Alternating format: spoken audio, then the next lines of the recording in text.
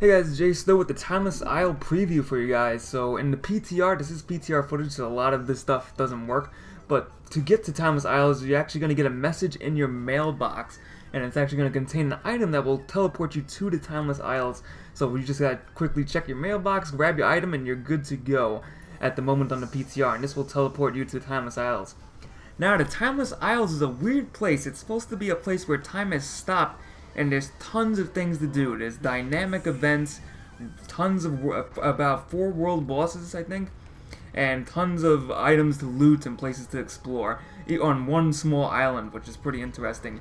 So when you teleport to the island for the first time, you're going to get a quick quest to head to the middle of the island where all the action is at, and where the 4 world bosses will be also. So as you can see on Timeless Isles, there's lots of enemies running around.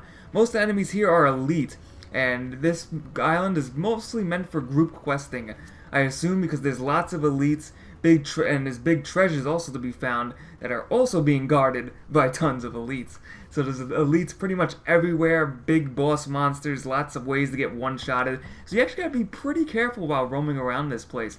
So here's the Celestial Court where all 4 world bosses will be, and these bosses actually required a legendary cloak to access. So I'm not sure how the legendary cloak works yet, but otherwise, once you get the legendary cloak, you should be able to fight these bosses. And the bosses have their own abilities of their own. The bird boss was the one that was active right after the ox boss, and he kept just AoEing everybody all over the place. It was an absolute mess. Now on the island, you can also find treasure chests. Now this is very interesting. I found the treasure chest, and what it contained was a bunch of epic pieces. So I'm not sure if this is intended on the PTR, but I got 4 epic pieces, and what you can do is they're bound to account and they require a specific class. So I got one for Warrior, Paladins, and Death Knights. I clicked it, wondering what I'm going to get, and I got a 496 item level piece of gear as well, and I have 3 other ones for other classes. So I'm assuming this is to catch up your ults. Blizzard's going to allow you to catch up your ults on epic gear. You just got to find these chests, and I did find another one inside a random town.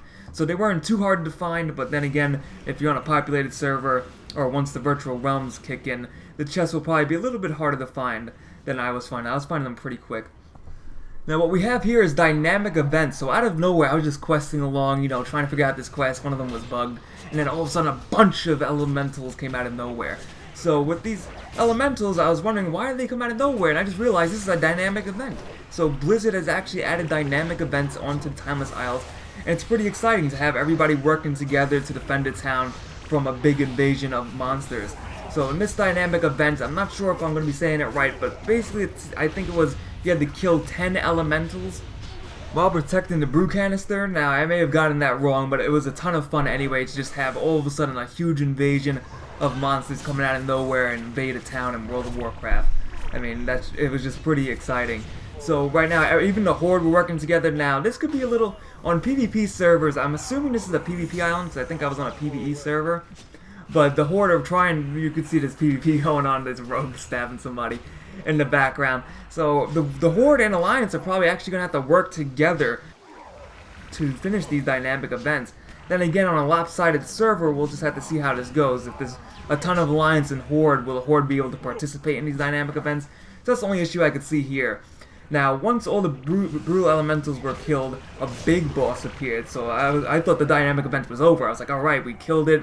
I think I got some kind of items. It seems like I may have gotten some items. I wasn't even sure if I got anything.